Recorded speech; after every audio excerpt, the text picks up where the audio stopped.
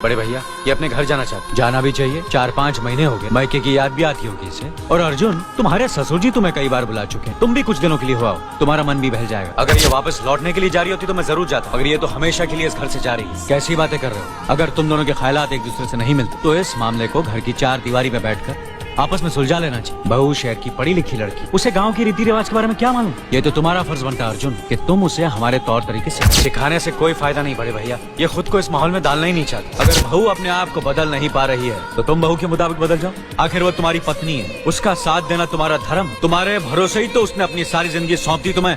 अर्जुन, मेरे दर पर तुम तड़प उठो, क्योंकि हम दोनों एक ही माँ की संतान, खून का रिश्ता है हमारा। मगर पत्नी का नाता उससे कहीं ज्यादा गहरा होता है, क्योंकि वो पराये घर से आकर अपनों से कहीं ज्यादा अपनी हो जाती है। पति शरीर है तो पत्नी उसकी आत्मा है। पत्नी ही पति के जीवन को सही अर्थ देती है, उसे कामयाब बनाती है। पत्नी के बगैर पति बेजान और बेमाने हो जाते हैं। अगर आज तुम अपनी पत्नी को हमेशा के लिए उसके मायके छोड़ाओगे तो ये गाँव, ये समाज क्या कहेगा हमारे बारे में? न्याय के सिंहासन पर बैठकर जो लोगों के अच्छे बुरे का फैसला करता है, अगर उसी के घर में नाइंसाफी होगी तो लोग हंसेंगे हम पर। बड़े भैया, मुझसे भूल हो गई।